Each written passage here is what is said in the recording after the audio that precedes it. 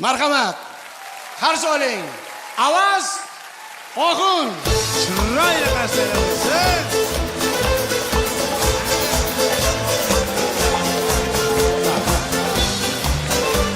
Marhamat. Rahmat. Rahmat, assalomu alaykum. Qahqaha teatriga alohida qarshi bo'lsin. Rahmat. Muborak bo'lsin.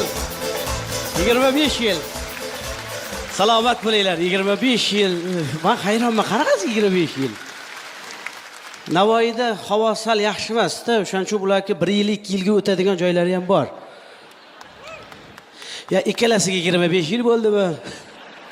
Salomat bo'linglar. Avvalambor assalomu alaykum, hurmatli kulgu muxlislari, hurmatli san'at shaydolari. Bugun mana shu yerda ustozlar bilan, kulgu ustalari bilan sizlar bilan ko'rishib turganimizdan bag'oyatda xursandmiz. Tanijoningiz sog' bo'lsin, umringiz uzoq bo'lsin.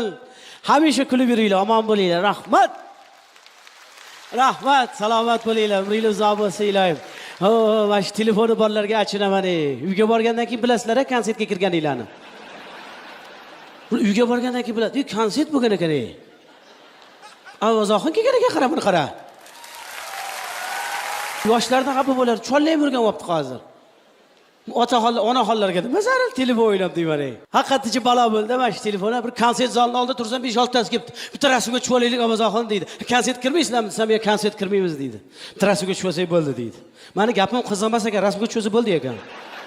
Ikkita onaxon kelibdi, qari kampirlar. Bitta rasmga tushib olaylik. O'g'lim dedim, aytib keling onaxon dedim. Onaxonni yonimga oldim, naryoqda dugonasi olyapti. Qo'lida iPhone 13 Pro Max. $1600 turadi bu telefon. Onaxon ham naqtibdi. Qimillama.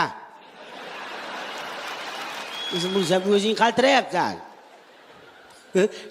Çık uch marta rasmga oldi, ketdi. 5 minutdagi hingir-hing qaytib keladi kelasam. Yana bitta rasmga tushib olaylik deydi. Men aytdim, onaxon hozir tushdingiz-ku desam, "O'zini o'rtog'im, 3 marta ham o'zini rasmga olib qo'yibdi" deydi. Sen o'ziga qarab turgan ekan unaqa. Selfie bo'lib turgan ekan. Moskvada konsert qo'yib o'tgan yil bo'lgan voqea. Bitta otil oldiga o'tirib olgan bir ayol. Eriga promo efir qilib qo'yibdi. U er uyda yalang'och yotibdi divanda konsert ko'rib. Aytdi, "Kim bu?" desam, "Yerim" deydi. Men aytdim, "Ustiga mayka-paka kiyib olsin." Sen uyda-yu deydi, "Ko'rinyapti" dedim. Hayolimda xuddi konsertga yalang'och odam kirib qolganga o'xshaydi. Yaqinda operatsiya bo'ldi. Qarang, bo'lgan voqeani aytib beryapman. Endi kichkina bo'lsa ham operatsiyada baribir. Kichkina bir operatsiyani boshimdan o'tkazdim. Xudoyim sog' salomat qilganiga shukr. Hozir sizni palataga, sizni dedi operatsiyaga olib kiramiz. Mana xonaga kirib turing deydi. Endi xonaga kirsam siqilib ketyapman-da. Ya qiyin bo'lar ekan, yuragingiz taka-puka bo'lar ekan-da. Tashqariga bir chiqay, toza havoga chiqay desam, bittasi kelibdi. "Yo, Ovozoxon, yaxshimisiz? Sog'ligingiz yaxshimi? Bitta rasmga tushib olaylik" deydi. Qarang, o'zi hozir operatsiyaga kirib ketishim kerak. Rasmga tushib olaylik deydi. Aytdim, "Mayli aka, tushib oling" dedim. Nimaga tushasiz desam, "Siz telefoningizga tushaman" deydi. "Men telefonimga tushgansiz, nima foydasi bor" desam, "O'g'limning nomerini saqlanib qilib Telegramdan tashlab berasiz" deydi. Rasmga tushib, haligi odam bilan o'g'lim nomerini qilib saqlanib qilib, rasmni tashlab berib, keyin kirib ketdi operatsiyaga. Endi yaxshi emas, narkoz degan narsalar chiqibdi, hech narsa bilinmas ekan. Endi narkozdan sekin uyg'onyapman. Sekin oyoq qo'limni ishlatib ko'rdim-da. Shuna ko'zimni ochsam, bitta xotin bolasidan turibdi. Ana, turdi. Ana, endi bitta rasmga tushib olamiz deydi. Men aytdim, "Opa, hozir narkozdan uyg'ondim. Hozir tikka tursam yiqilib tushaman. 1 soatdan keyin keling" desam, "Biz ketyapmiz-da" deydi. "Biz 1 soatdan beri poylab turibmiz sizni" deydi. "Opa, yiqilib tushaman hozir tikka tursam" desam, "Bitta rasmga tushib olaylik" deydi. "Keyin yiqilaverasiz" deydi. Men aytdim, "Yotib tushib oling, keling opa" dedim. Boshqa yo'li yo'q-da.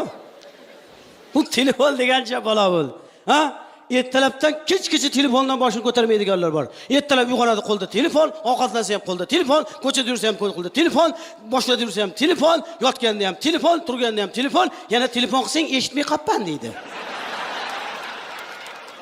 Qayerda o'tirganini bilmaydi. O'tirganmish telefon o'ynab. Eshik taqillabdi. "Kiravering, ochiq." "Kiravering, eshik ochiq." "Dadangman." "Dada, kiravering ochiq" desa, "Padaringga la'nat, chiqsang kiraman-da."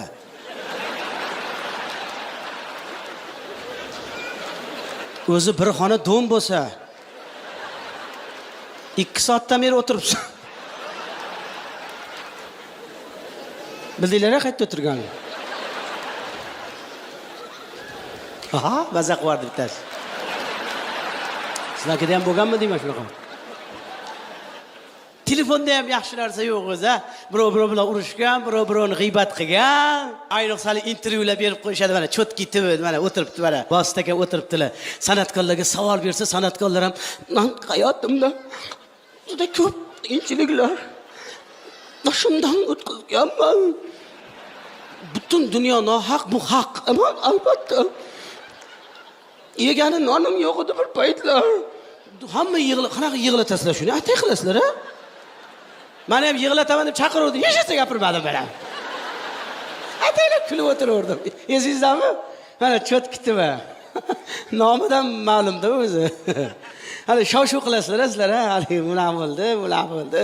Shu prosmotr o'z televizorda ham yaxshi narsa qolmadi. Televizorda ham borku, qaysi kanalga olsa bu yoqda olsa zarb, bu yoqqa olsa mahallada dudu gap, bu yoqqa olsa 13-chi nima? Haligi nima? Bir bala Amirxon yor. Ko'ryapsizlarmi yordi? Er siragan, xotin siragan hammasi shu yerda. Sog' odam yo'q. Yaqinda bittasi chiqibdi, "Men erga tegishni yaxshi ko'raman" deydi. Chap tomondan qarasang, Dilnoza Kubayevaga o'xshayman deydi. Ana ayolni ko'rdinglarmi? Bir 40 dan oshgan, 2 marta ajrashgan ekan. Sap-saro ayol. Qanaqa erkakka turmushga chiqardingiz desa, "Ha, bilasizmi, menga ichmaydigan, chekmaydigan, urmaydigan, yurmaydigan, uyi bor, puli bor, mashinasi bor. Meni har kuni restoranga boradigan, menga har kuni gul ko'tarib keladigan, menga har kuni sevgi izhor qiladigan erkak bo'lsa, erga tegaman" deydi boshlovchi ham.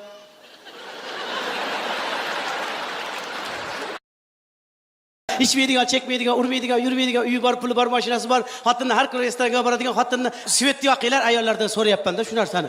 Xotiniga har kuni gul ko'tarib keladigan, xotiniga har kuni sevgi saqlagan erkak bormi? Bormi aya? Yo'q, bittalar savol tugamasdan. Chunki ularda yarimi ham yo'q-da o'shani. Bormi shunaqa erkak? Yo'q, onajon yo'q. Sizlar davringlarda ham yo'qmidi? Hozir ham yo'q, bo'lmaydi ham. Unaqa erkak ertakda ham yo'q. Bo'lsa ham unaqa erkak bo'sh bo'lmaydi. Agar shunaqa erkak bo'lganda boylab qo'yib nasl olishayotgan bo'lardi hozir.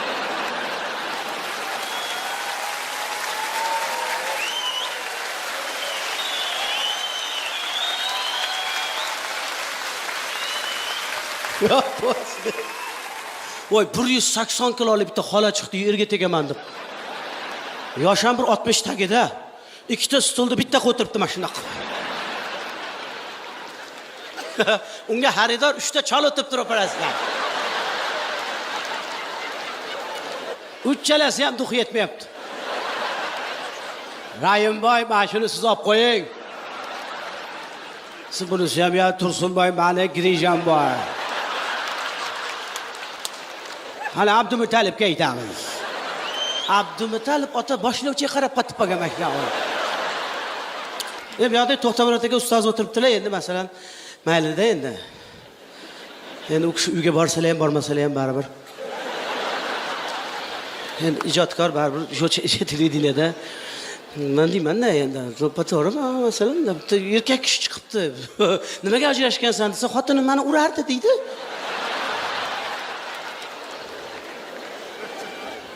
Ayol erkaklar uryapsizlarmi hozir? Tasvadi uylansam dehqonchilik bilan shug'ullanaman deydi. Hozir nima ish qilasan? Uy bekasiman deydi.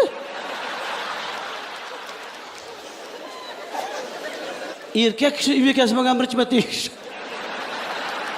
Shuning ilohim hech kim Xudoyim peshonasiga yozgandan ayirmasin. Hamma ham o'zini qo'shgani bilan qo'sha qarisin.